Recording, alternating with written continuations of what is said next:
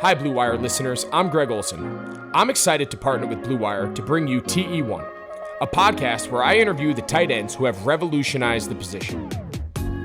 Listen in as I have raw, in-depth conversations with the all-time greats like Shannon Sharpe, Tony Gonzalez, Travis Kelce, and George Kittle. We'll explore how the tight end position has changed over the last 60 years and what it takes to be the very best. Subscribe to TE1 from Blue Wire Studios today so you're ready for the August premiere.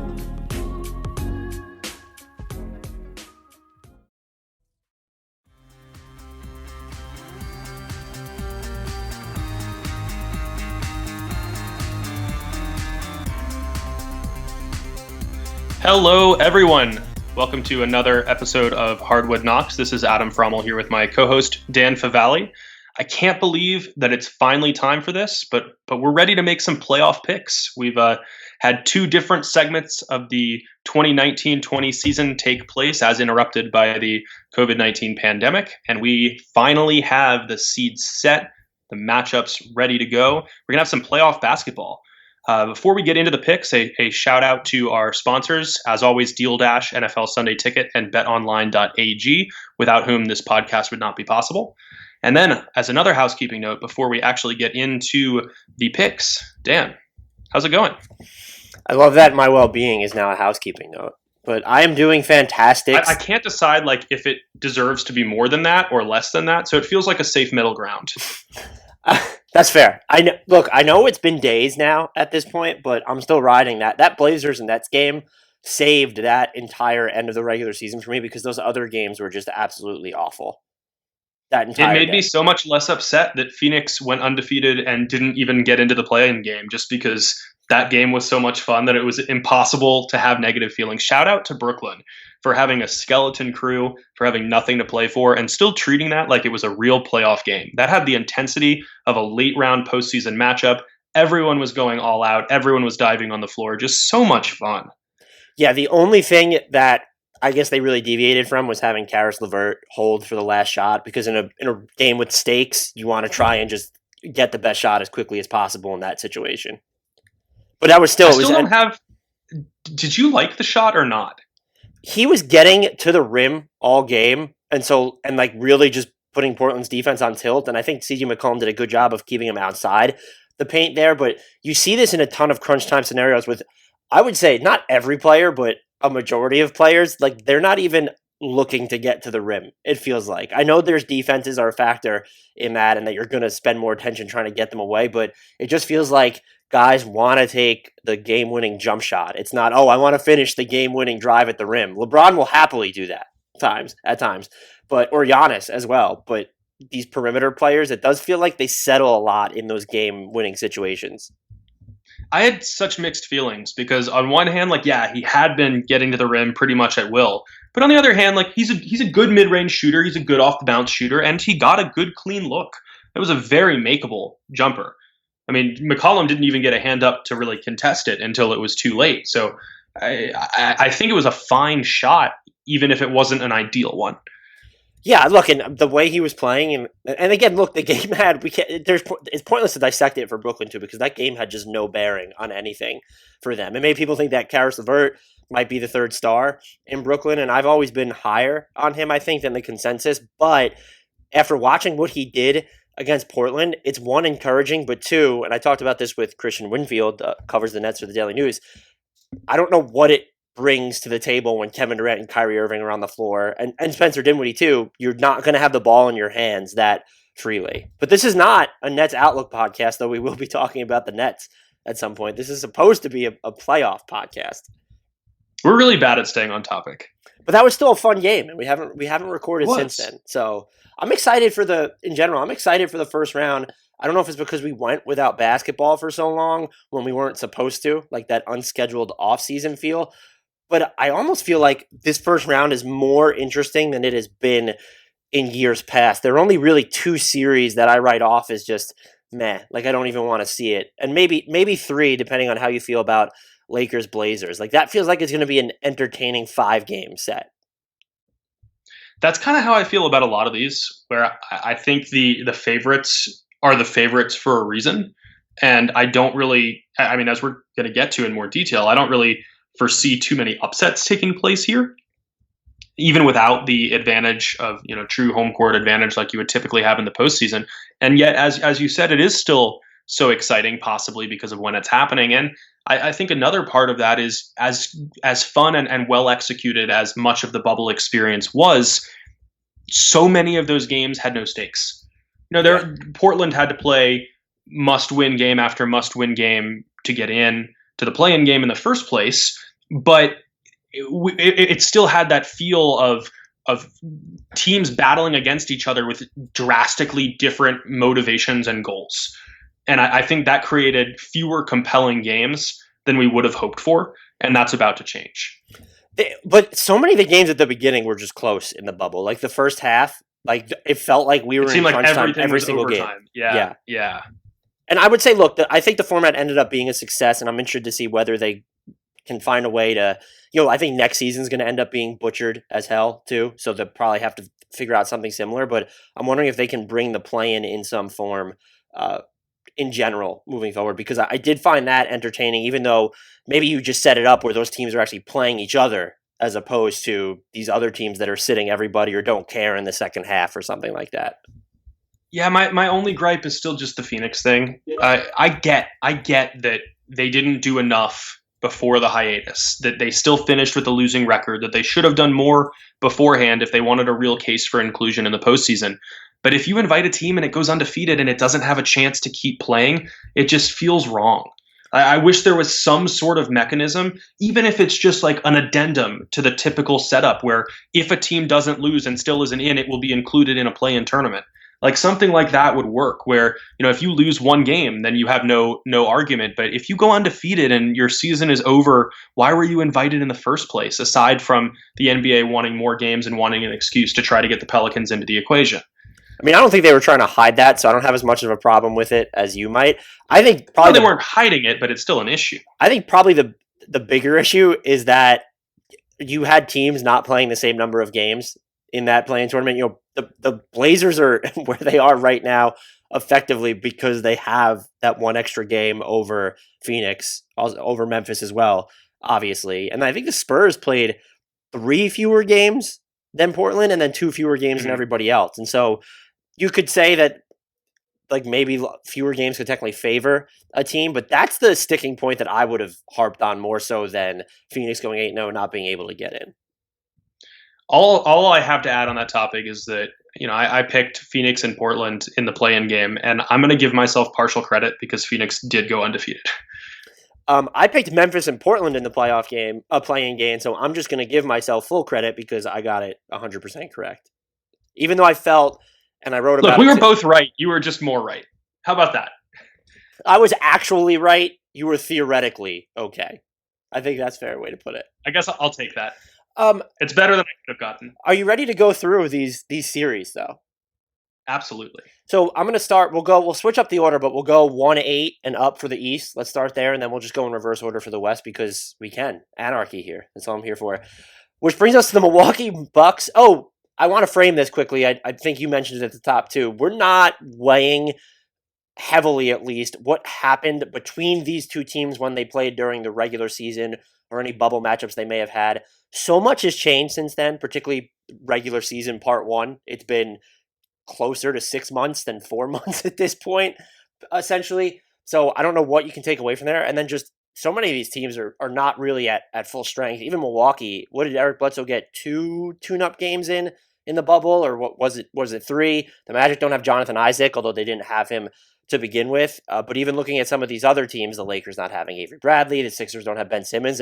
I'm throwing everything out the window. This is pure chaos. And yes, we're taking into account how teams perform during the regular season, but I'm not looking at, I know when people talk about playoff matchups, they try to look at past regular season games to inform the future. I've never been the biggest fan of that anyway, just because the playoffs are a different beast. But here we're just officially throwing it out the window. I mean, temporally, we are probably closer to 2020-21 matchups between these teams than we are to their initial regular season matchups. So yeah, like those don't matter at all. I don't even remember any of them. So it doesn't matter. I've already forgotten what's happened in the bubble, in the regular season bubble, let's face it. But Bucks Magic. So Vitals for the teams. This is as far as we'll go to diving really into the regular season. Milwaukee was 8th in offensive efficiency, 1st in defensive efficiency by a light year, basically, and then 1st in net rating.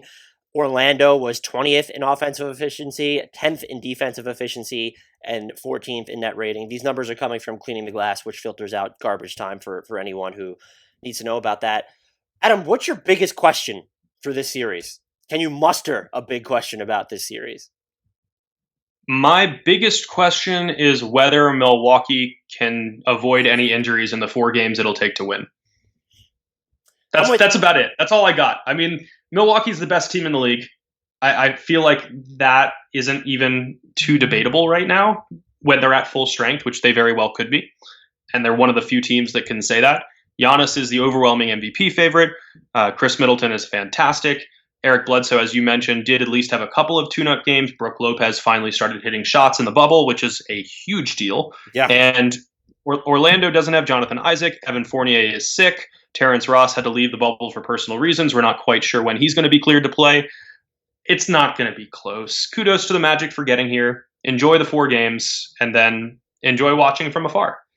Yeah, I think for the Bucks, it's can Eric Bledsoe just get more so into the groove is my question that I'm watching, and then also can he kind of leave his postseason demons from each of the past 2 years in the past and get away from that. Maybe this isn't the series to even read into that, just because they don't necessarily need him to play well to win. But my pick would be Bucks in 4 here. I mean, Orlando they're pretty pesky on defense, so maybe they could steal a game, but without the possibility of home court advantage, at least in front of a real crowd, I struggle to pick them here. Yeah, I mean, I guess there's a scenario in which like Terrence Ross is playing and is hitting everything, and Fournier catches fire, and Markelle Fultz maybe hits a jumper or two, but I don't see the upside there. I kind of hope that Giannis doesn't have to exercise any of those postseason demons here, because I'd rather he save those growths for later round series. But we have seen throughout both parts of the regular season that he has developed counters to what held him back in the playoffs in previous years. It was easier to wall him off from the basket and force him to pass or take mid-range shots, and he very obviously spent time in the gym working on that little turnaround fadeaway jumper and hit it very frequently during the regular season.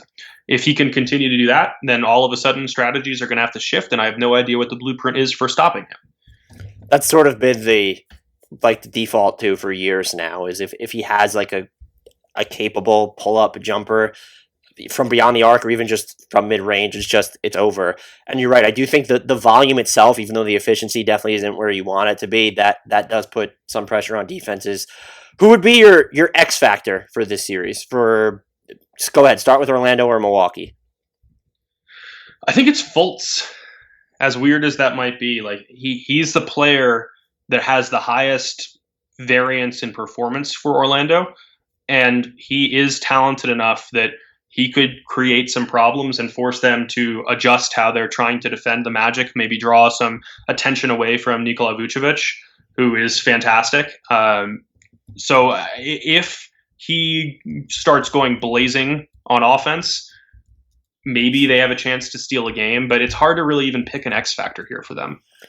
Yeah, I think, look, if the Bucks are going to invite them to shoot threes like they do with teams all season, my X factor is going to end up being, I think, Terrence Ross, just because he started off the season shooting very poorly, but kind of did fairly well towards the end of the year. And so if they need someone who can really shoulder heavy 3-point volume in this series.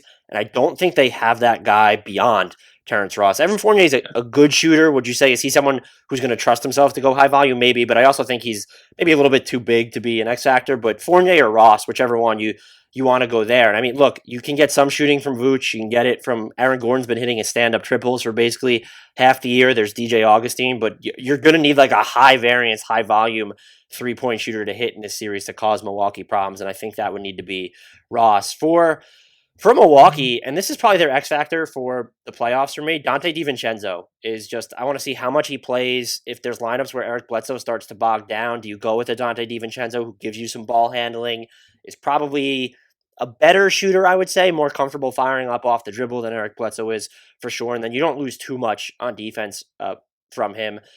So he's probably my X factor for the Bucks in the playoffs. I'm again very intrigued to see how often he ends up playing and whether Milwaukee's willing to build lineups where he's in there instead of Bledsoe. Do you play him and George Hill a lot at the same time with Giannis? Can he and George Hill really direct those units without Giannis? Because we don't know how often Giannis is going to play. This might not be the series to judge that, but just moving forward in the macro, I'm going to be watching Dante DiVincenzo very closely. For me, I think it's Eric Bledsoe still, which is the safe and easy answer just because of the playoff struggles that he's had in the past. But for this series in particular, Orlando does have an exploitable backcourt. If he can gain confidence for later rounds and shoulder a heavier offensive load than he typically does, then that keeps Giannis and Middleton even fresher for later tougher matchups. I don't think there's anything nuanced about that take so much as he struggled in the past. Yeah, the past 2 seasons have not been pretty for him. So I'm going to just go Bucks in 4. Is that where you're at? Yeah, for sure. We're logging these, so we'll be able to see where we went wrong. I am logging them, rest assured, listeners. Raptors Nets. I want to talk myself into wanting to watch this series because I feel like the Nets are very fun, but the Raptors, their defense is absurd. And I'm sorry, I skipped over the vitals. Toronto this season ranked 16th in offensive efficiency, 2nd in defensive efficiency, was 4th in net rating. Brooklyn, 21st in offensive efficiency, 14th in defensive efficiency, and 18th in net rating, keeping in theme with most Kenny Atkinson teams, even though he didn't finish the season there, where they overachieved on defense somehow, because 14 seems really high for points allowed per 100 possessions for this group. I'll start us off with the biggest question here for me, since you did it last time. I want to see what becomes of Toronto's half-court offense, because they're a team that can put a ton of pressure on the rim, and they do, but they're not the best finishers. And then when you factor in the volume they spend in transition, it kind of makes their finishing ability, the iffy numbers that they've turned in now there, you become a little bit more concerned about it. And so who is going to be that from-scratch bucket from them in the half court? And just to back up my point, Toronto on the regular season, 3rd in frequency, with which their attempts come at the rim, but they are 25th in finishing at the rim. Kyle Lowry is one, and he can do that. He's not necessarily the guy who's going to put a ton of pressure on the rim, but he can generate his own shots, keep defenses on tilt with the ball in his hands.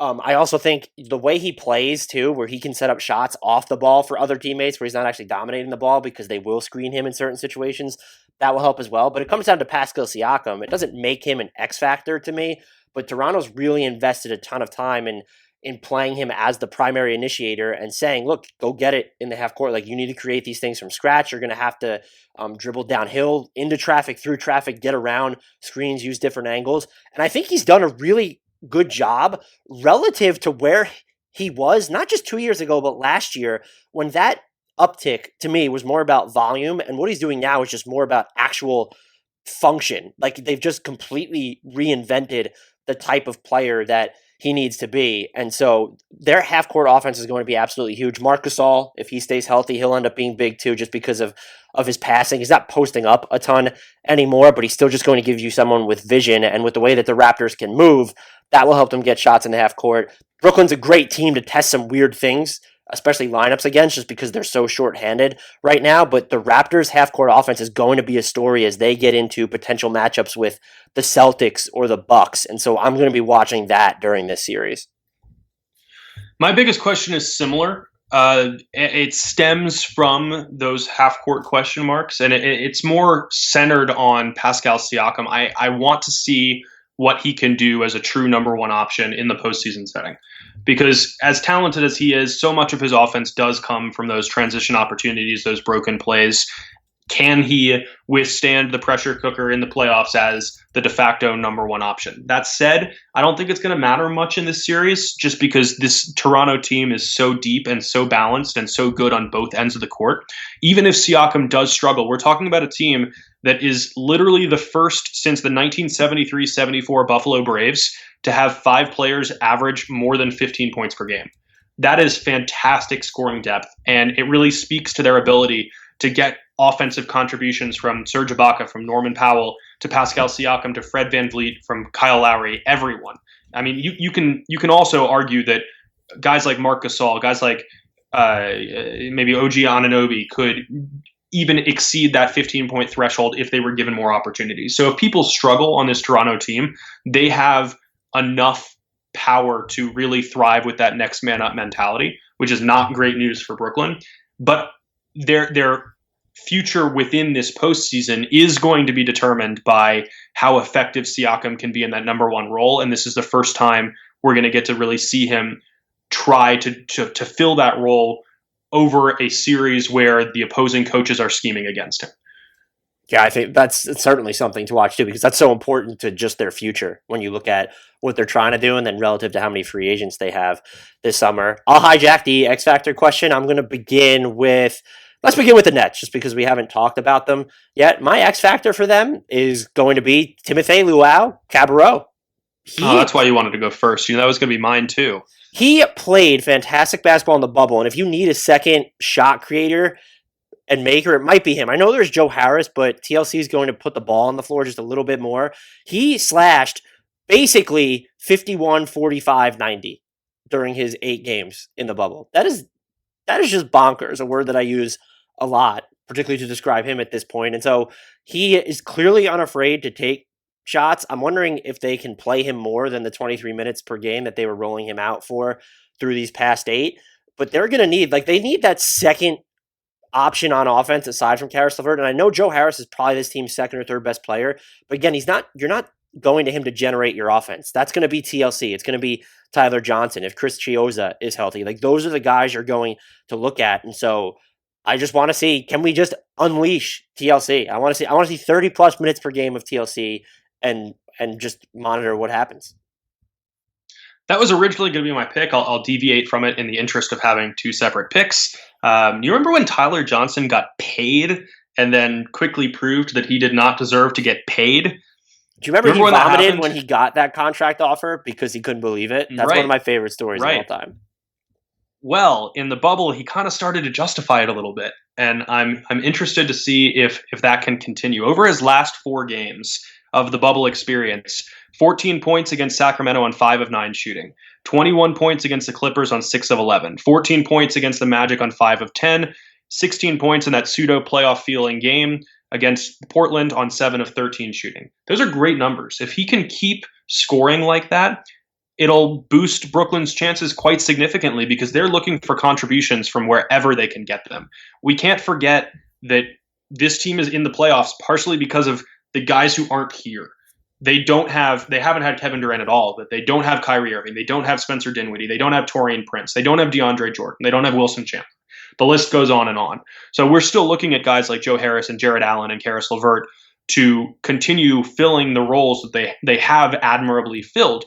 But we need people like TLC and Tyler Johnson to step up. And if they don't, it's going to be a short series. For Toronto, my X factor is Nick Nurse. I am really, really excited to see. He's been such a creative head coach throughout his time at the helm, and I can't wait to see what he's going to unveil when games really start to matter. He's already shown some really unique lineup combinations, some strange defensive assignments that really throw off the opponent, like putting Marc Gasol on a wing player and letting Pascal Siakam defend the interior.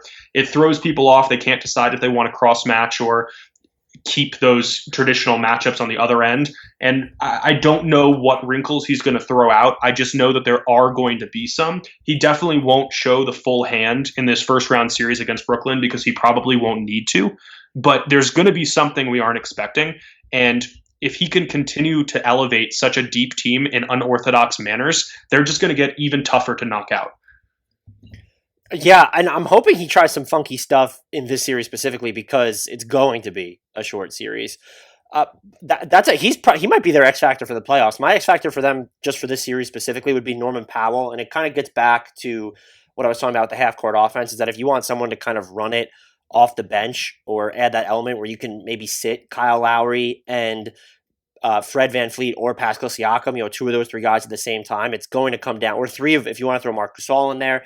If you want to really continue running these bench-heavy units, as Toronto will do, you're going to need someone to kind of pick up that slack, and Norman Powell is just the obvious answer. Had a great year, a little bit more roller coastery in the bubble, though, and so that's why I just look at him, because he can change the tenor of an entire game on his own, but both for better or for worse. And then just looking, not so much a problem in this series, but to make it a little bit macro, some tougher defensive assignments are going to fall to him, because we know what OG Anunoby is going to be able to do.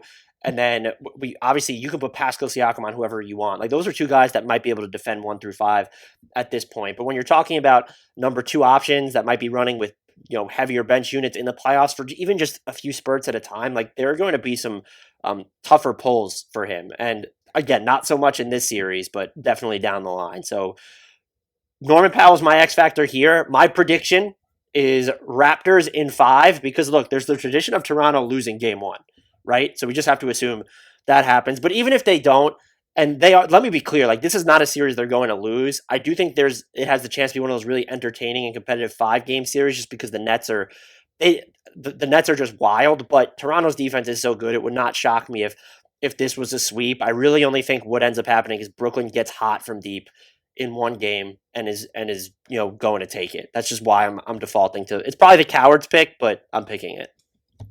Brooklyn's performance against Portland on Thursday night single-handedly convinced me to change this from Toronto in 5 to Toronto in 6.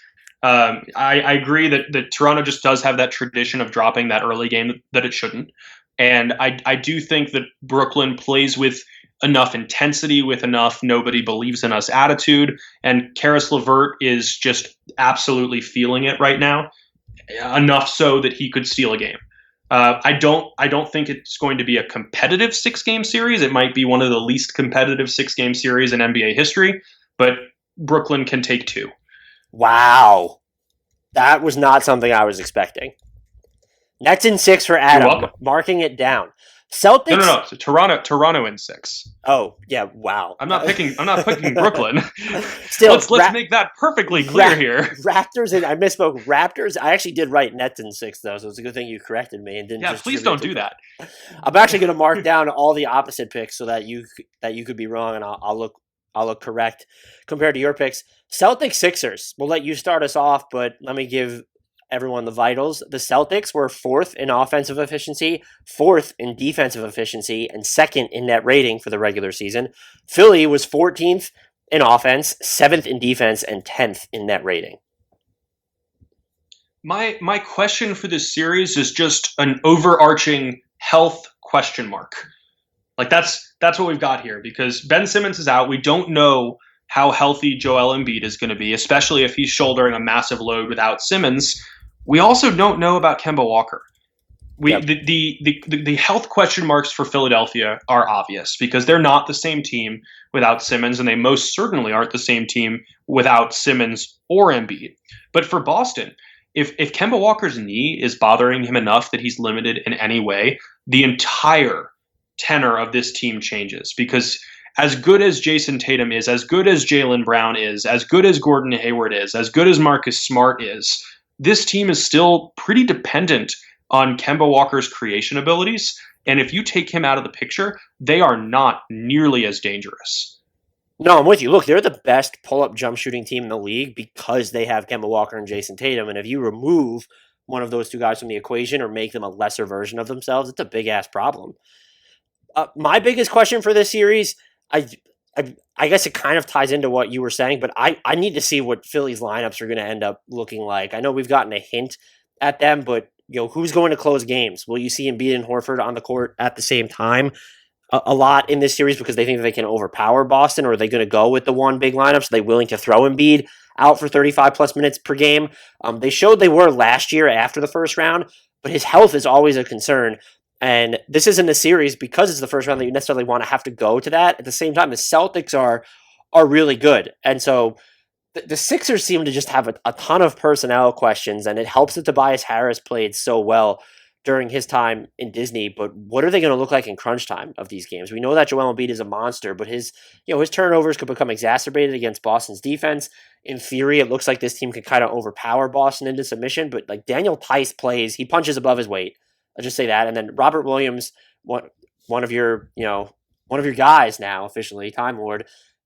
I'm assuming he's going to get some minutes in this series because you're not going to see a ton of you don't see a ton of small ball really from Boston anyway. But this is definitely not the series to go to it if you have to go up against either dual big lineups or even if there's just one of Horford and Embiid on the court at all times. And the rotations in Philly they're going to be a major question mark probably in every series.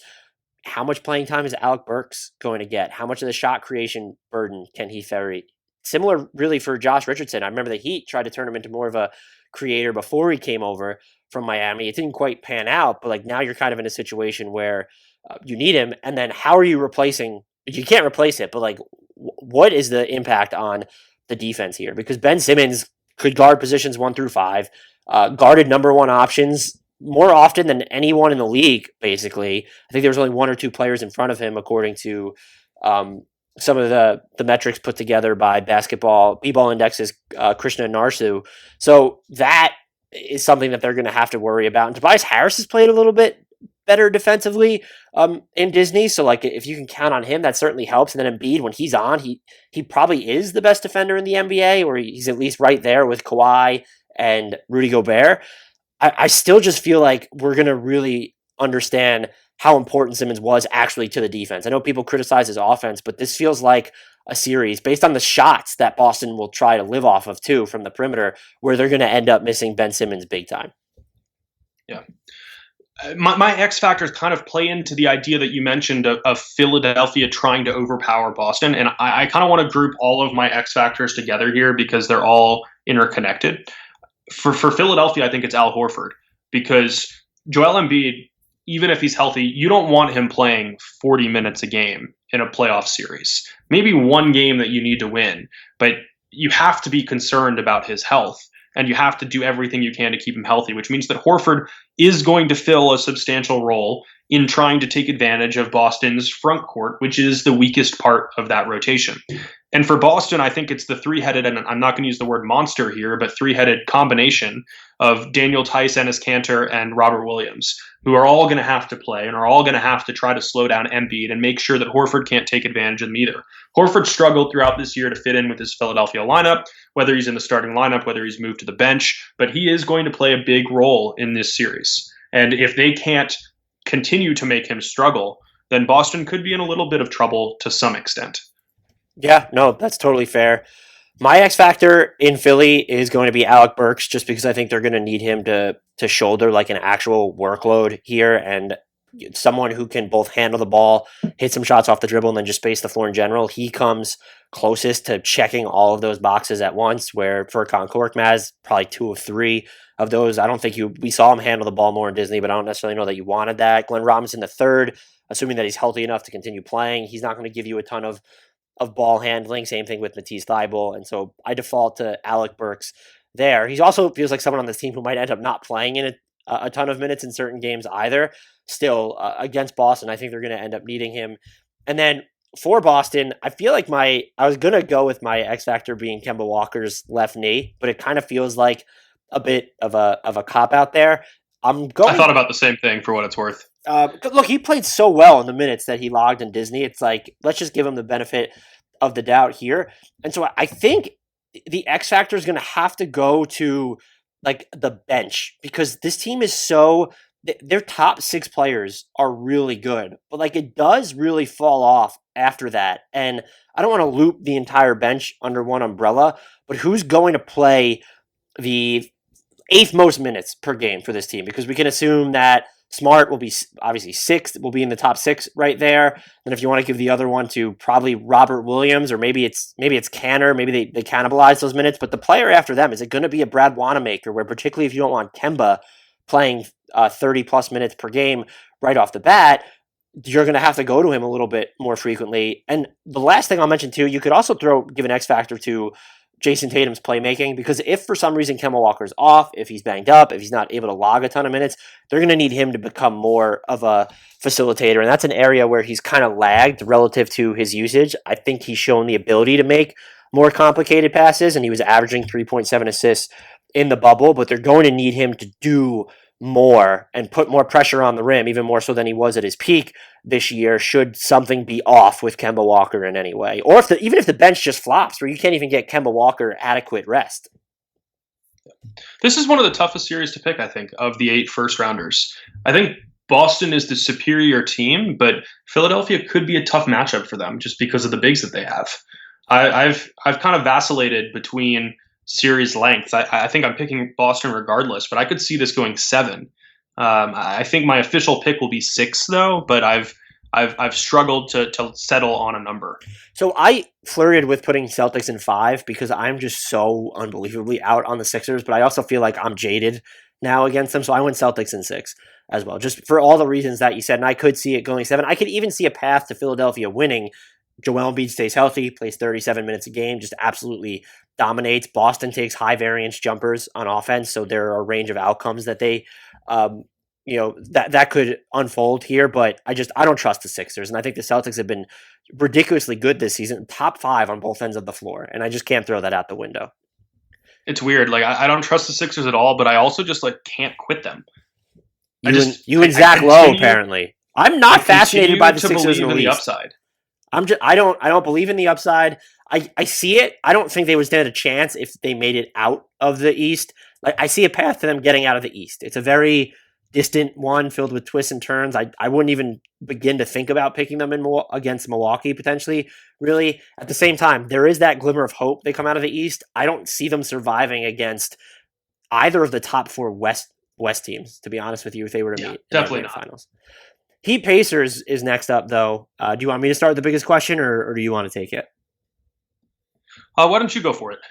So my biggest question in this series is how much are the Pacers going to end up getting from Victor Oladipo? And so he was still just trying to round into form during the bubble play, wasn't playing a ton of minutes. We weren't even sure that he was supposed to play at all.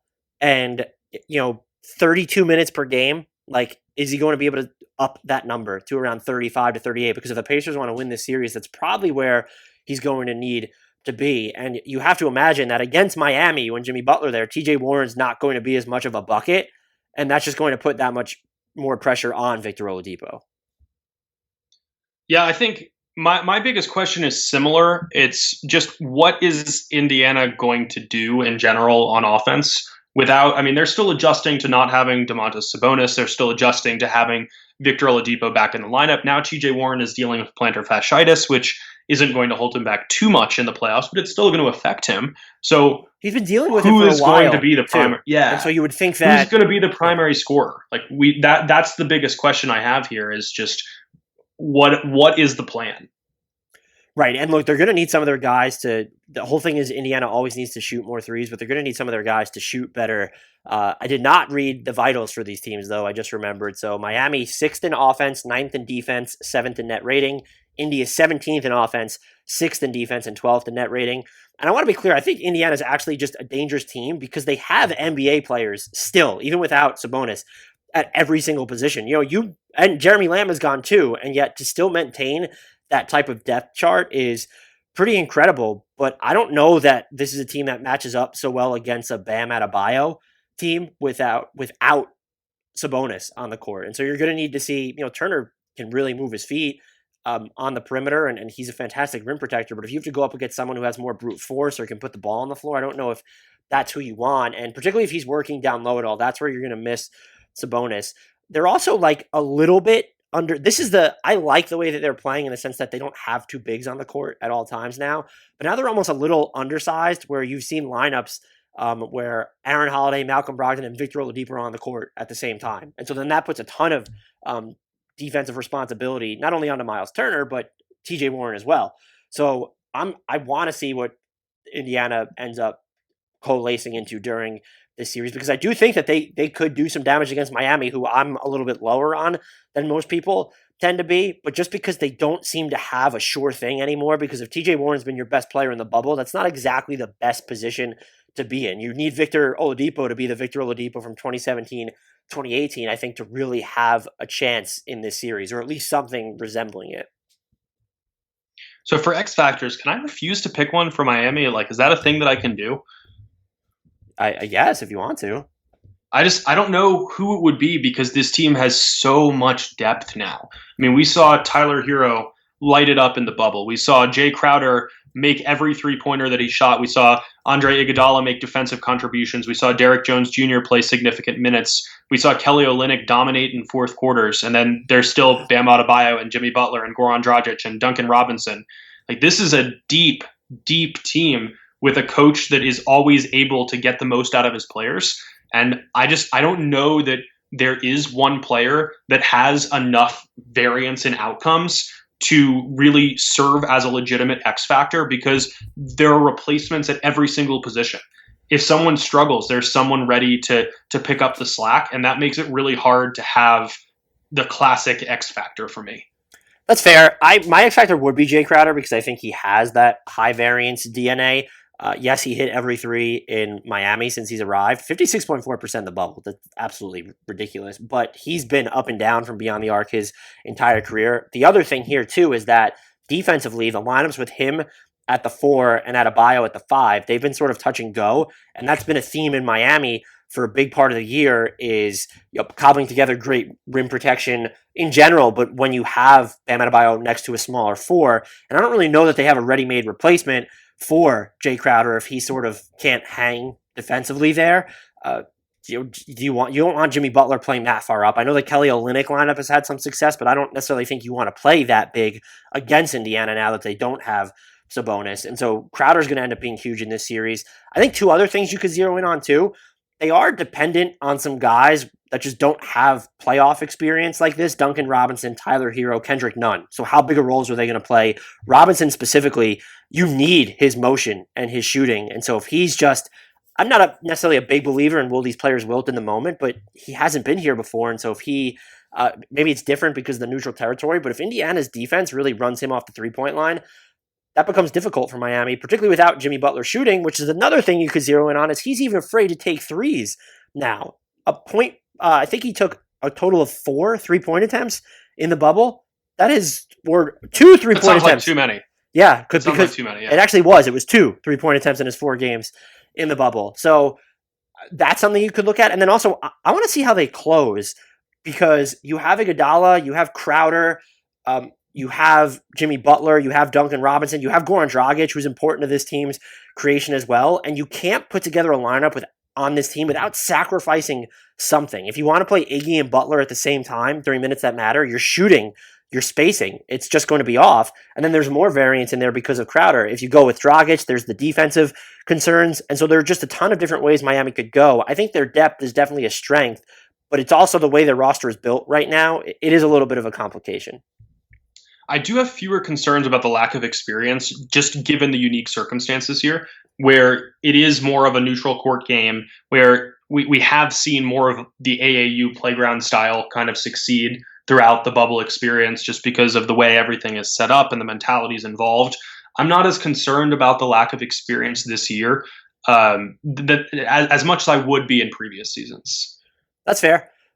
My X factor for the Pacers, by the way, would be Justin Holiday. I think he's had a really good year, could not shoot for anything while he was at Disney, but they've put him on a bunch of backup 4s defensively. He shot the 3-ball well all season, and I do think that 3-point shooting is going to be incredibly important to this group beating Miami. And he played 26-plus minutes per game in the bubble. He's probably going to need to stay around there for them looking at this roster. And can his shot get back to falling like it was during the first part of the regular season? Because even if Warren and Oladipo and Brogdon are playing out of their minds, you need that complementary shooter who can stay on the court defensively. And that's not, look, McConnell's not going to provide you the necessary floor spacing. McDermott is not going to provide you with the necessary defense, and he didn't shoot well during the Disney stint either. And then I don't think you want to put too much responsibility on the smaller lineups against Miami in particular. I really actually like the Brogdon, Oladipo, Holiday model, and you're not necessarily giving up too much size on the wings, but do you want to have times where Malcolm Brogdon needs to defend, Jimmy Butler a lot? Like, I don't know how you're going to divvy up that responsibility with Jimmy Butler either there too. So that's something, Justin Holiday's minutes are definitely something I'm going to be watching with this team. Because Jimmy Butler is such a ridiculously intense and potent defender, I think to beat Miami, you cannot just have scoring contributions coming from one source. So if you're wholly dependent on TJ Warren because everyone else is struggling, Butler's going to slow him down and make it almost impossible to win. So the X factor for me came down to Victor Oladipo or Malcolm Brogdon as those secondary scoring options. And I'm going with Brogdon just because we saw during his time in Milwaukee, he was legitimately one of the most efficient scorers in the NBA. Last year, he averaged 15.6 points while slashing 50.5, 42.6, 92.8 in the 50-40-90 club. This season, though, partially because he hasn't been quite right and healthy, he's really struggled with his shot, especially from three-point range and around the rim. And it's the around the rim part that's particularly concerning because you do have to put pressure on Bam Adebayo and try to challenge him at the rim sometimes. And if he's going to continue to shoot, this season he was at 53.5% within 3 feet. Last year it was 64. The year before that, 66. We did see some improvement there during the bubble play. He started to connect more from the 3-point line, from behind the 3-point line, and that kind of bled over into the rest of his game. If we see more of that, if he is able to serve as that potent, efficient scorer who can fill an on-ball and an off-ball role so well and really just mesh with whatever they're trying to do, then Miami's going to have a much tougher time focusing attention on whoever the primary scorer is. You need that secondary contribution from him. Yeah, that's a great point. What would be your prediction for this series? I'm going to go Miami in 5. I think that the depth is overwhelming, that they are a team that is built for postseason territory, both in the way they play, in the mentality that they have, and the depth that they have that's usable, and in the coaching that they have. No disses meant to Nate McMillan there, who's done a fantastic job. There are just too many question marks with this Indiana club right now. That's definitely valid. I went Heat in 7 because it does feel like the Pacers are always going to play above their heads, and there are a lot of different defensive looks they could still throw at Miami. And again, when your two best players in Adebayo and Butler are not shooters right now, I think that does open the door for Indy to even pull off the upset. I actually considered Pacers in 7 longer than I thought that I would. I will say that I expect every single game to be a close and hard-fought battle. I just have more confidence, given the personnel that Miami has, in them consistently emerging as the winning team in those close games. This is one of those series, though, where if I said the Heat swept the Pacers, would that really shock you? No. But it also wouldn't shock me if someone told me the Pacers are going to win in 7. And so it's like one of those series, which I guess you should expect from a 4-5 matchup. The 4-5 matchup out west, though, a little bit, I'll say wonky because of the Russell Westbrook injury. He's supposed to miss the beginning of the Rockets-Thunder series. Their vitals very quickly. Houston, 7th in offense, which actually seems low. 13th in defense, 8th in net rating. OKC is 17th in offense, 8th in defense, 13th in net rating. It's funny that they each have like the same numbered rankings just mixed in at different spots. I find that interesting. Maybe no one else does. I don't even think, like, do I need to throw the biggest question to you, or do we have the same one, is how long is Russell Westbrook going to be out for? Yeah, I think mine is pretty similar to that. Just what is Houston's style going to be? They went all in on this micro ball concept by trading away Clint Capella. They were even moving towards it while he was still on the roster, committing to having Robert Covington and PJ Tucker playing big minutes at the 5 and at the 4. Are they still going to be able to do that if Russell Westbrook isn't healthy? James Harden should be an absolutely devastating force in this particular postseason because in previous ones, when he struggled and sort of garnered that reputation as a postseason flopper who can't come up in those big moments, it's been more understandable because he's shouldered such a ridiculously heavy workload throughout the regular season. That hasn't been the case this year because he had months off, and then he was able to play a couple tune-up games before the playoffs actually start. But it's still going to be a huge ask if Westbrook isn't there to have him just completely control the offense for an entire series against a tough and feisty Thunder team that has multiple defensive presences that it can throw at him. So I think the biggest question isn't necessarily centered around Harden's performance so much as what style they're going to play. Is it going to be asking him to do everything with a continued commitment to these super small ball lineups? Or are they going to try to maybe play something that they aren't as comfortable doing to compensate for Westbrook's absence because they don't have that second ball handler? Well, I will say they have no option other than to play small because they just have no bigs unless they're going to dust off Tyson Chandler. And so that element of it isn't going to change. This might be a good case study for whether they're going to dictate the terms of play for an entire series because you have Steven Adams in Oklahoma City. Are you going to downsize from that? Are you going to see Nerlens Noel get fewer minutes? Do we see Gallo at the 5? Would probably be a question to ask. And it's something we've seen in small doses that's been, I believe, effective this year, but it's just not something they trot out regularly. And so that's sort of a good case study for how effective is small ball in terms of being disruptive with or without Russell Westbrook, who was, he was playing really well with this version of the Rockets because the floor was so open, push the pace, attack the basket. That's the best version of himself. And so now that he's not there, you're losing your second best scorer. How much does it hurt the offense? I think James Harden is just a fantastic enough creator that maybe you don't feel Westbrook's absence all the time, but you're going to need now, someone needs to be just a number 2 in the sense that maybe they don't need to handle the ball as much. Who's going to be the number 2 shot maker? Is it Eric Gordon? Does it need to be Robert Covington all of a sudden? They don't actually have a ton of options there. And so now you're looking at sort of this one-man wrecking crew for even 1 or 2 games. That's, going up against the Thunder. They don't have a great record against teams above 500, but they're also ridiculously good.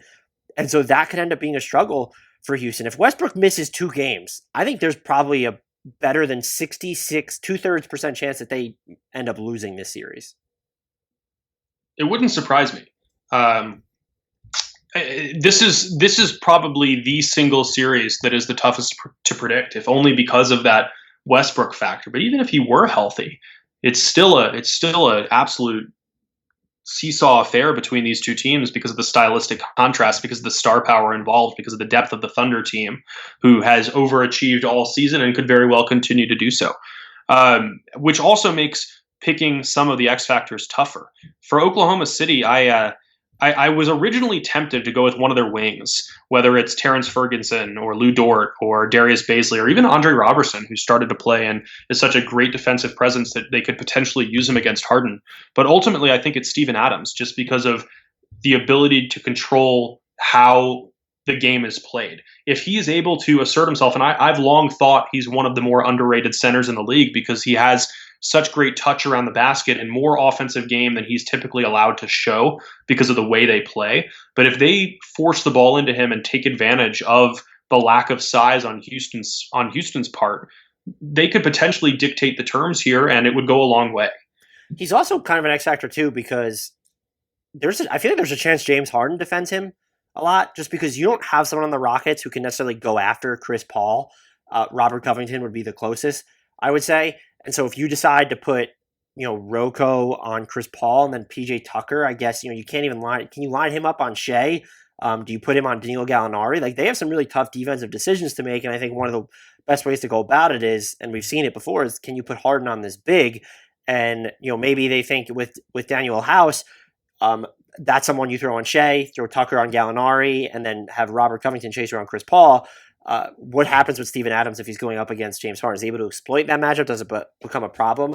My X factor might be the same. It might be it might be James Harden's defense in the sense I just want to see who he's on. But I'm going to pick Danilo Gallinari because if Houston decides to go with, we're going to have PJ Tucker or Robert Covington defend a big, and it would be PJ Tucker, and then throw Robert Covington on Chris Paul, and we're going to put House on Shea.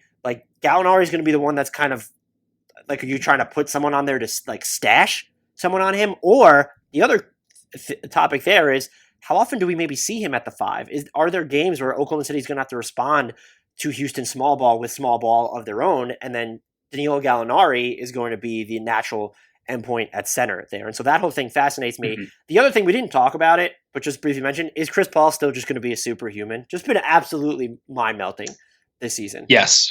And yes, he is. Let's move on. He's just going to be, he doesn't miss from mid-range. Let's just move on. This is going to be exciting to see how he and Shea work together in a playoff setting. I hope we get to see plenty of the 3-guard lineup, even if you have to, a small ball situation. And you mentioned it with Andres. Does he allow them to play smaller a little bit because you can put him on 4s, and so maybe you trust Downsizing, across the backcourt and then also up front with Gallo, something to watch. But who is your X factor for Houston? It's Ben McLemore for me. What Houston does is dependent on having shooters around Harden. If you don't force defenses to cover guys all the way out to the perimeter, then you can partially negate, at least, his attacks on the basket. And McLemore might be the best and most important shooter that they have around James Harden in these lineups. During losses, and there have only been 26 of them this year for Houston, he's shot 36.4% on threes. In victories, 42.5%. So he has a high floor, but he also has a really high ceiling. And if he is knocking down those shots and forcing defenses to pay attention to him because they can't give up those 3-point swings, then that makes Harden's job so much easier. And it is all about Harden in Houston. Mine would be, that's a great pick, clearly. Mine would actually be Austin Rivers. I feel like he might need to play particularly with Westbrook out, the Eric Gordon type role, because Gordon has just been atrocious this year, even when I know he's dealt with the knee problems, but even when he was, I guess he was dealing with them all year, but just not shot the ball well at all. And now without Westbrook, you need someone who could probably handle the ball a little bit more. And so in theory, that could be Gordon, but I think it needs to be Austin Rivers with the way that Gordon is playing. You're also going to see maybe Austin Rivers have to match up defensively a lot with some tough assignments like a Shai Gilgeous-Alexander, where if this was last year, I might say that they're going to try and put Eric Gordon on him because he's been sneaky okay against certain wing type players in the past defensively, but just, I don't know, is he healthy enough to play? Is he making enough of his threes to keep him on the floor? And so Austin Rivers comes closest to providing that balance. Shot 41.2% on pull-up three-pointers in the bubble and a little over 36% from deep overall.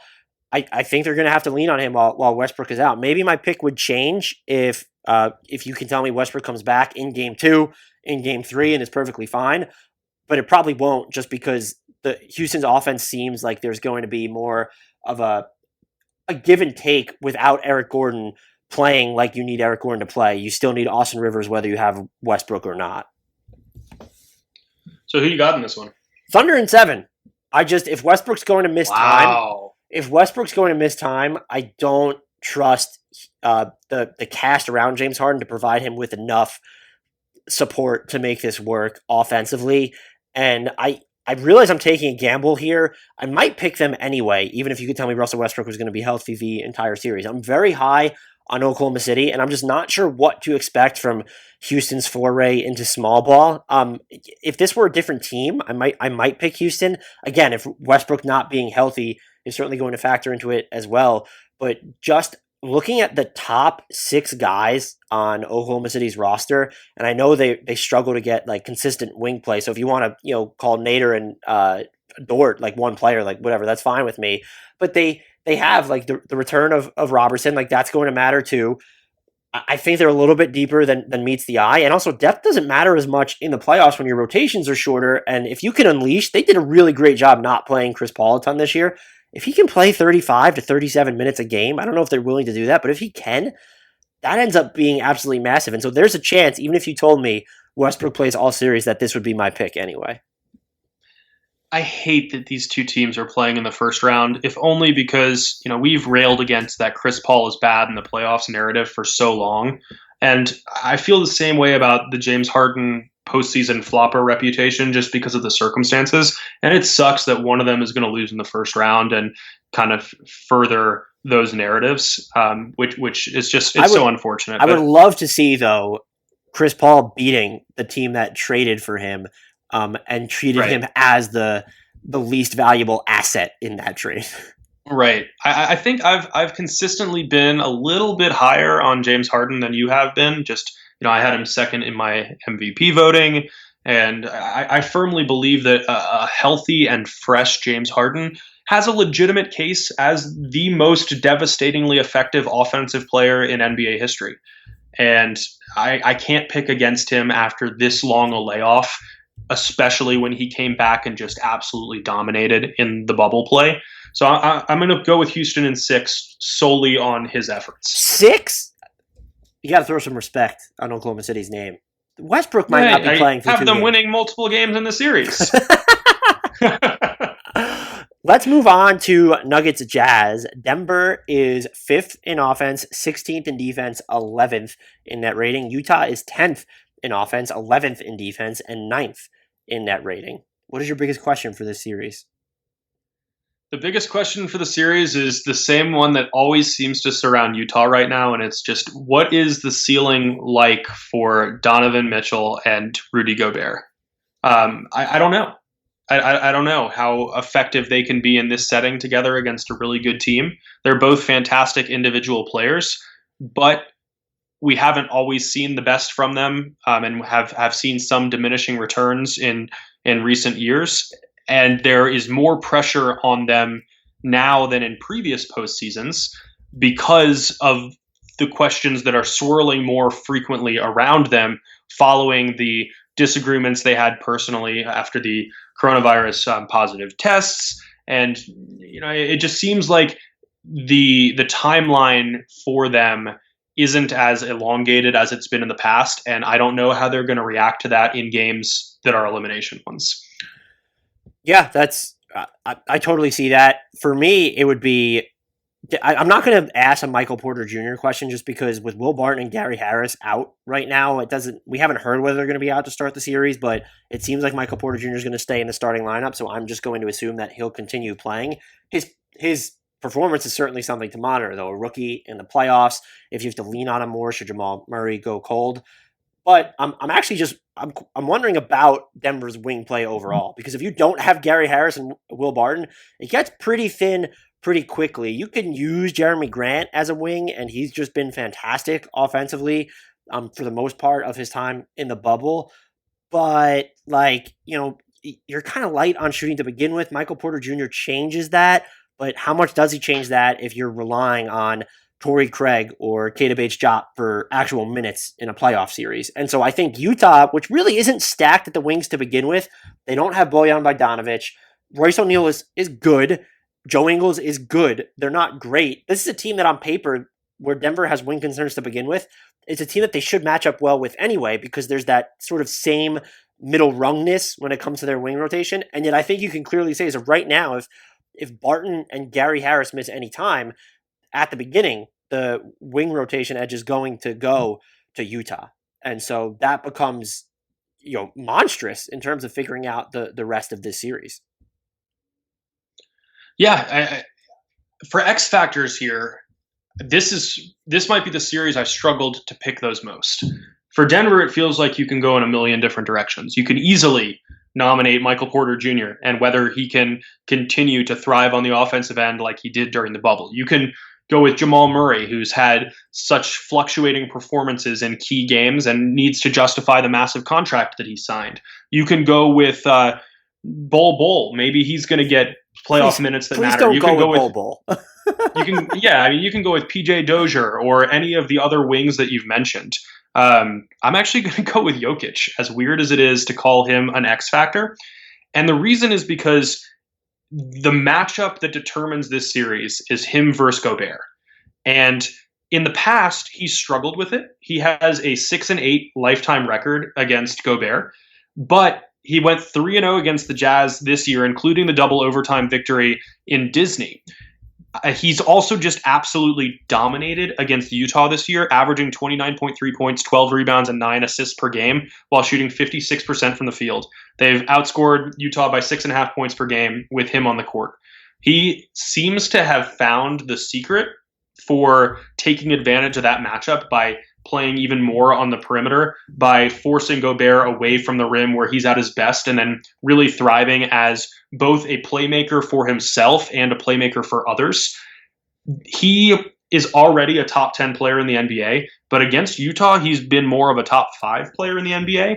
And if he can maintain that level of performance, then they're going to be really tough to beat.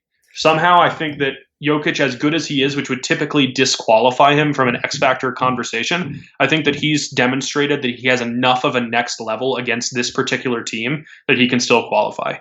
You could probably say the same about Gobert in this matchup, whereas are they actually going to have him go after Jokic? Are they going to park him by the basket and force Jokic to beat them from the perimeter exclusively, which they might view as a win? This data is obviously imperfect, but the the Denver in the possessions in the time that Gobert spent facing Jokic, Denver's offense as a team is averaging fewer than 1.07 points per possession, which is like it's an okay mark. It's not a great mark. He's shooting 22 of 45 with Gobert as one of his primary defenders, which is 48.9%, 3 of 9 from 3, 33.3%. That's definitely a matchup I'm watching, and to actually see like how much time it's an actual matchup, because again, will you have just Gobert parking it down low anyway? For Denver, I feel like I should just be picking Michael Porter Jr. here, and maybe he is a little bit of an X factor because their wing rotation is so shallow to begin with. But I'm going to go with Jeremy Grant, just because the minutes with him, the on-off splits have not been great all year. But if you're going to bring him off the bench, particularly when your wing rotation is shallow, he's going to kind of dictate like how you're playing up front when Jokic isn't on the court. Like, can he buy you some small ball minutes if Utah decides to go smaller with their second unit heavy matchups? Can we see him and Paul Millsap play together without Jokic, or are you just going to treat him like a de facto 2-3 now at this point? And you're also going to need him to continue just banging in his threes. I know that he's shot well enough for long enough that we can call this his new normal, but Utah's defense can be pesky. He's not going to give you a ton of functional shooting anyway. He was at 34.5% in the bubble. He was closer to 40% before that during the first part of the regular season. He's really, the idea of him is really important to the Nuggets now more so than ever when you're dealing with the injuries to Gary Harris and Will Barton. And also, look, if you want to play Michael Porter Jr., like my thought process here, and I haven't looked closely enough at the lineup data to know whether this has happened, he cannot spend a single minute on the court where at least one of Jeremy Grant or Paul Millsap isn't there. Like, it just can't happen. Like, one of those two has to be on the floor with him. He does look totally overmatched on defense still, even if there have been improvements. But I don't know that Utah has the pieces that can necessarily take advantage of it. True.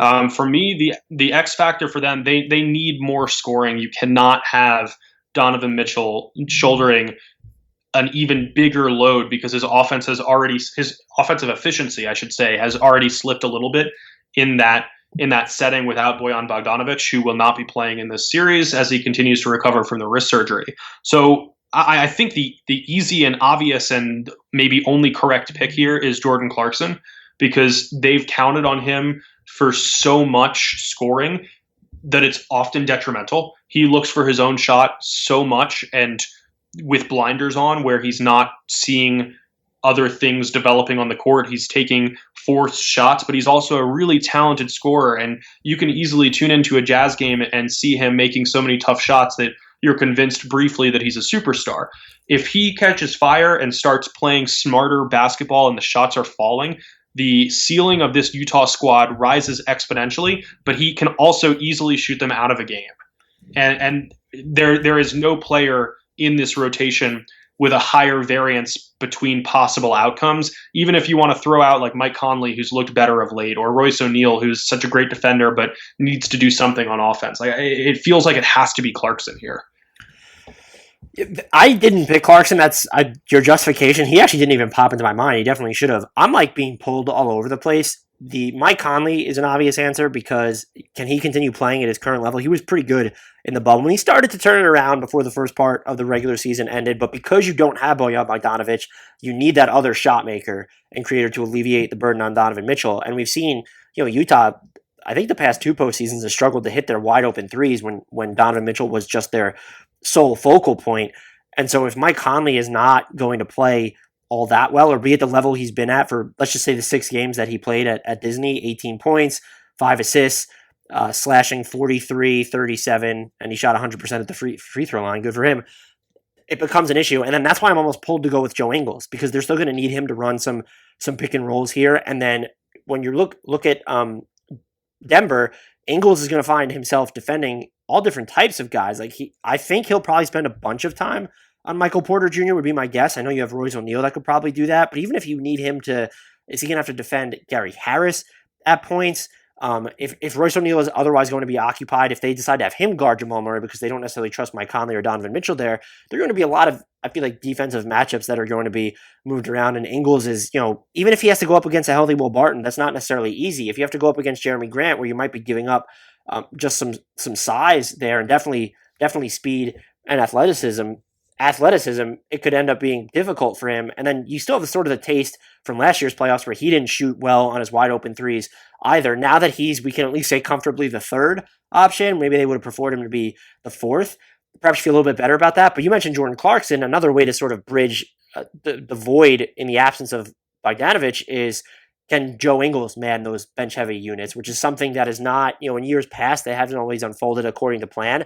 But can you get more because you trust him as a playmaker, certainly more so than you do Jordan Clarkson? Can you buy time where only one of Donovan Mitchell or Mike Conley is on the floor because you have him, or even none of them are on the floor? I wouldn't suggest playing a single minute of this series without one of Conley or Donovan Mitchell on the court. But if for some reason you do, Joe Ingles becomes that much more important.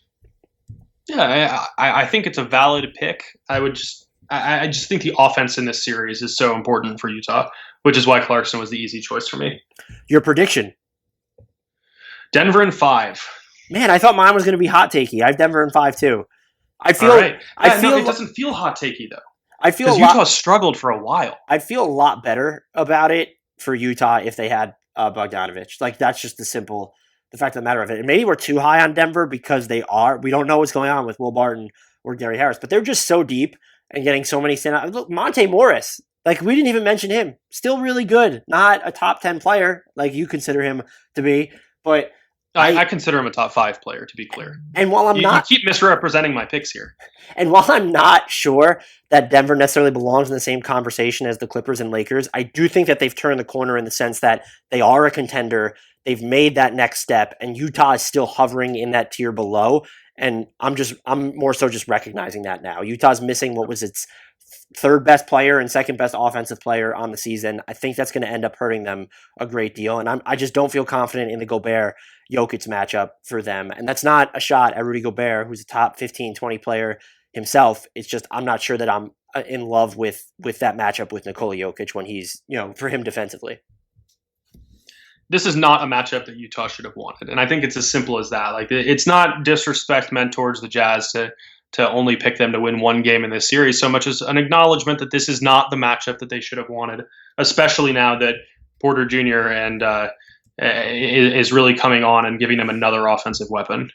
I will say it's funny because I would have still said that it was just better for them to avoid Houston, but now that Houston doesn't have Russell Westbrook and that there's the emergence of Michael Porter Jr. in Denver, I think you could make the case that this maybe is a little bit worse matchup for Utah. Maybe we're underestimating, though, the value in getting the opponent that you clearly wanted, because they didn't want the Clippers, they didn't want the Rockets, and so it was the Nuggets after that, unless there were still scenarios for them to play the Thunder. Yeah. Clippers Mavericks. The Clippers are second in offensive efficiency, fifth in defensive efficiency, third in net rating. Dallas is first in offense in NBA history, basically, 18th in defense, and 6th in net rating. What's your question for this series? Who is going to guard Luka Doncic? Are they going to put Kawhi Leonard on him? Are they going to put Paul George on him? Is it going to be a group effort? Are they going to let Patrick Beverley take him on? Like, there are so many routes that the Clippers can go, and I don't know that it's going to have as much bearing on the result because the Clippers are just this dominant force on both ends of the court. But I'm just interested to see how they approach it, and then also to see how Doncic handles a entirely new experience for him. As good as he's been, he has not been the subject of defensive attention from these point-preventing superstars like the Clippers have over the length of a series where adjustments are made against the same team. It's a new test for him, and he's going to struggle, I think, as good as he is. There will be struggles in this series, and I really hope that people are able to recognize that no player ever ascends to the top of the NBA pecking order without enduring those struggles, and that it's a natural part of growth, and that this isn't like suddenly a condemnation of his skill or an indication that he is not all of a sudden a top 10 player in the NBA. Yeah, look, it's going to be tough because they don't really have – you named all the options they could throw at him, which are all actual viable options where I don't know that you feel good about Doncic going up against anybody if you're the defense, but you have Patrick Beverley, Paul George, and Kawhi Leonard. And Marcus Morris, too. Right. And so my question is, like, who is picking up the slack in Dallas during this? I think it's very easy to say it'll be Kristaps Porzingis, but we've seen them struggle in crunch time in part because they don't have that other shot creator. Can you get more off the dribble juice from Tim Hardaway Jr., Seth Curry, maybe. I have zero idea. And so that would be my one question. The other is, how are the Clippers going to close games? Because this is interesting. Since Dallas is going to play one big at all times, you can just assume that, they'll go with a Harrell or they'll go with JaMychal Green even at the 5. But we've seen Kristaps really struggle when he's going up against downsized lineups. And that almost makes it tempting to go with Morris at the 5, play him with Kawhi, Paul George, Patrick Beverley, then whoever you want to flesh that lineup out with a small, is it Landry Shamet? Do you want to go that route? I don't know. And so I'm very interested to see how they close lineups. And I know it'll change for them, probably based on their opponent. But for this matchup specifically, I have zero feel for who would be in that closing unit. Yeah, especially because the biggest knock on Montrezl Harrell, and he's my pick as the Los Angeles X factor in this series, is that he doesn't really spend much time against starters. Most of his contributions are taking advantage of second units and thriving in those bench lineups. We haven't always seen him be a part of the closing lineups. We haven't seen him excel against starters. It's one of the reasons why some people are hesitant to accept the idea that he's going to get a massive free agent contract, because how much of this is a function of him thriving in his role versus him legitimately being this star level big. He's going to have to guard Kristaps Porzingis in this series, and that's really difficult. And if he is entirely overwhelmed in that matchup, then maybe Dallas has more of a chance. I don't expect him to be entirely overwhelmed, because I do trust his energy level and his ability to bounce all over the court. But it is going to be the thing to watch for this remarkably deep and talented team. My X factor for Los Angeles is JaMychal Green, almost precisely because of what you described. I don't know. Kristaps is not a good matchup for Harrell. He's definitely not a good matchup for Zubats, even though Zubats is better at moving his feet than people give him credit for. And so that's just, you land on JaMychal Green there. Those JaMychal Green at the 5 lineups, they weren't necessarily a staple during this regular season, but we saw Dallas go to them during their first round performance against the Warriors last year. And no, they didn't win that series, but those lineups were actually effective. And so I think you're going to have to roll with maybe more of JaMychal Green than you have been. He played 21 and a half minutes per game in the bubble. That was actually, I believe it was above what he was playing during the regular season itself. You might need 25 or more minutes of JaMychal Green. And so how is he going to fare if he's defending Kristaps Porzingis a ton? My X factor for Dallas, I think it's Seth Curry. I think he's their best chance of getting that other guy who can create off the dribble and make shots. He's also a little bit pestier on defense than people give him credit for. Can really read pick and rolls well, and he's going to not get absolutely destroyed in one-on-one situations. I know he's not the biggest guard, which then complicates things. But I'm looking at, I just don't think it's Tim Hardaway Jr. We've seen Kristaps in the post, and the whole him fading away or shooting over guys, it's not working. And so you're going to need that second outlet from Doncic. And I honestly think that Seth Curry is the best chance you have of finding that player on this current roster. I should qualify that with, I don't think said player is on this current roster, which is something that Dallas needs to address moving forward. I'm going to go in a different direction here, because I think that if you need that second ball handler, it's an admission that you've already lost the series. Doncic spends so much time with the ball in his hands. He was second in touches per game to Nikola Jokic this year. He was second in time of possession per game to Trae Young this season. If Los Angeles is defending him well enough that he is not dominating possessions and spending the majority of their half-court time controlling the action, they've basically already lost. I think the only way that you counter that is just with extremely potent shooting, to the point that you're letting him take on these difficult one-on-one assignments and creating for others and for himself. It's the only way that I see any path to victory, which means that I think it has to be a shooter, which means that Seth Curry is an option, which means that Tim Hardaway Jr. is an option. But I'm going to go with Dorian Finney-Smith because of his role on both ends of the court.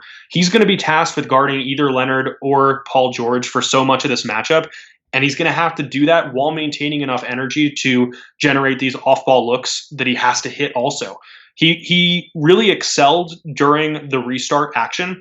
He played 31.6 minutes per game, averaged 11.6 points, shot 39.5% from deep on 5.4 long-range attempts per game.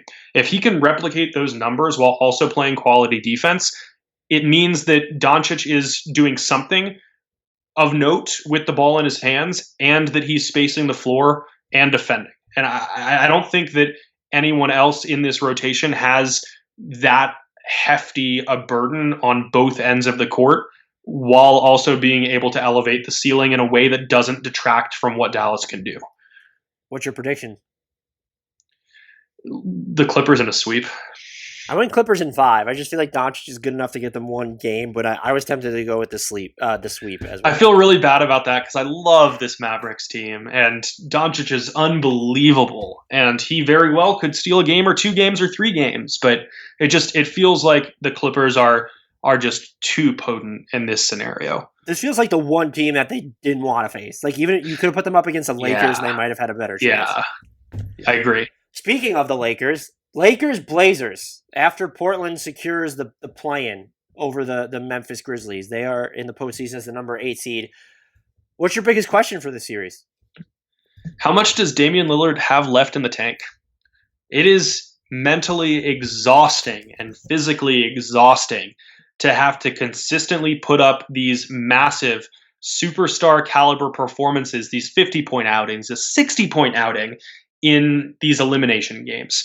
It has to have been draining. We saw him after they beat the Nets to stay alive. He was almost collapsing to the floor just in relief and celebration, just depleted.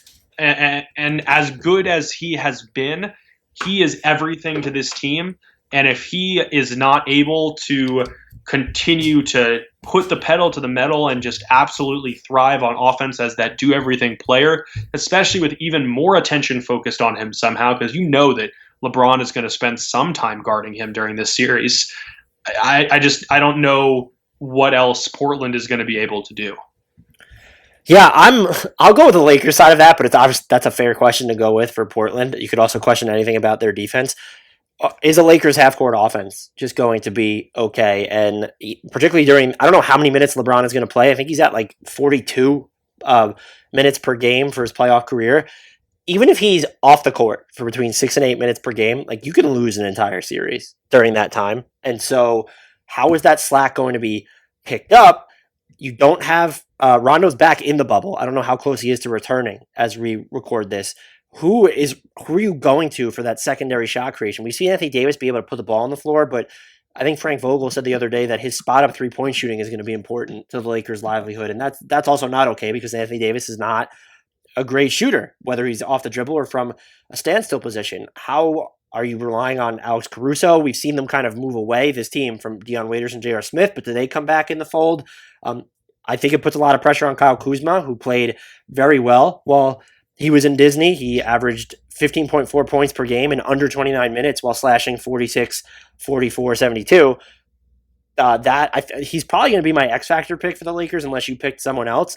Kentavious Caldwell-Pope could end up being sneaky big during this matchup. I think it helps that the Lakers, Portland doesn't have anyone to defend Anthony Davis. Like, you could throw Yusuf Nurkic on him and maybe he'll be okay, but they definitely don't have anyone to go after LeBron. It's going to be Melo and Gary Trent Jr. Like, are those the calls because you don't have Trevor Ariza? So that's definitely going to help out the Lakers.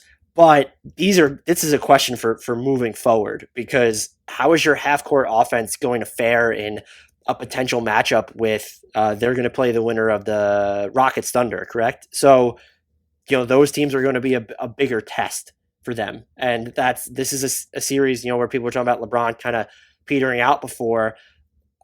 He almost has to be on his game from day one, because you don't want to lose at least one of the first 2 games in this series, because then it's going to open the door for people to say, oh, are the Lakers vulnerable and this and that. You want to make this a gentleman's sweep where it's just never in doubt. Yeah. The X factor for the Lakers, I think, along those similar lines, we know how good this team is with LeBron and with Anthony Davis on the court. They're a devastatingly effective 2-man combination. They can't play all 48 minutes, or at least so we think. So my X factor for the Lakers is just insert non-LeBron or Davis player here.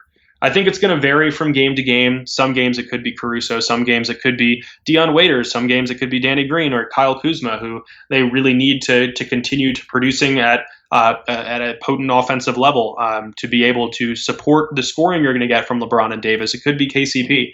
I think it varies by game, because by design, this team is built around two players, and you just need different players to step up depending on the night. And I don't think it's possible or fair to pick just one here.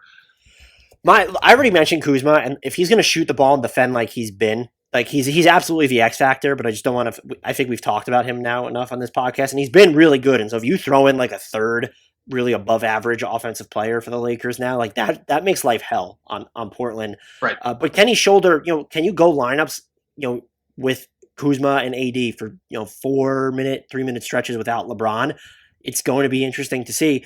I'm also, the X factor for me is going to be who spends the most time guarding Damian Lillard. I know you said LeBron might see some time on him. That really wasn't the case during the regular season, and I don't think this series is ever going to be close enough to where they need to go that route. It feels like it's going to come down between Caruso, Danny Green, and Kentavious Caldwell-Pope. I'm sure it'll be a committee, but I might lean, if you were to pick one, I feel like I'd rather just throw Danny Green on CJ McCollum and then have Kentavious Caldwell-Pope and Caruso kind of trade off duties on Damian Lillard, which would then in turn make them my Lakers X factors.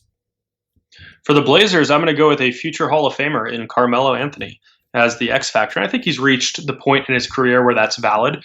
I loved what I saw from him during the bubble play in these games that counted so much. You can tell that he's motivated. You can tell that he's lost a little weight and is moving better than he has in a while. He shot 46.9% on three-pointers in their 8 games before the play-in stretch. He consistently looked better on defense. He's probably going to spend some time trying to guard LeBron. He might also be spending some time guarding Anthony Davis, which is an even tougher matchup for him. If they play him at the 4 when the Lakers are running with 2 bigs, that might be what happens, yeah.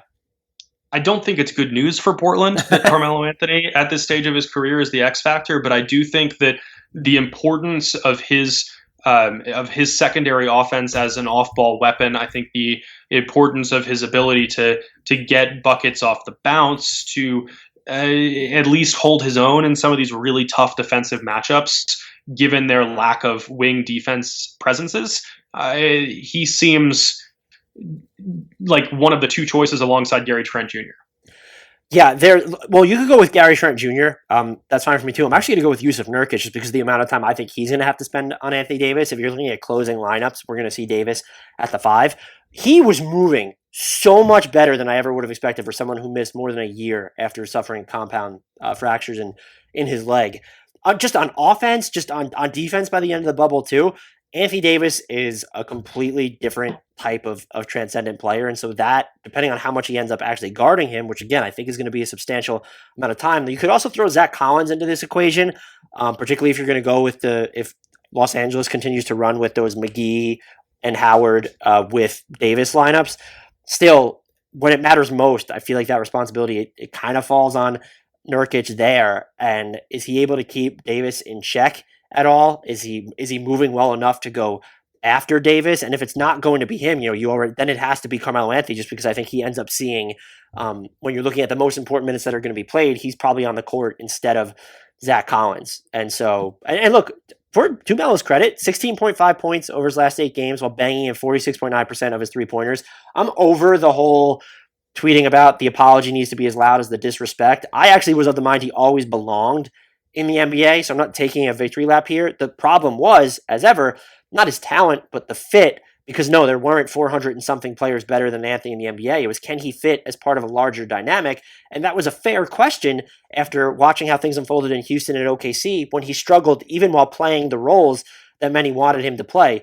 Portland allows him to be himself way more than many of those other teams where he can go post up and take pull-up mid-rangers, and that seems, striking that balance has seemed paramount to optimizing his performance, and he really shouldn't leave Portland. I know they don't have his bird rights, and I don't know how much they're going to want to spend on him with their mid-level this summer, but he shouldn't leave the Blazers. I can't envision him being this good of a fit anywhere else. So it would be between him and Nurkic for me, but I'll just deviate from you because of I think the Nurkic-Anthony Davis matchup ends up becoming one of the most important defensive ones for the Blazers. But, we're just talking about Melo he's probably going to spend time guarding Anthony Davis and LeBron James in this series. Think about that.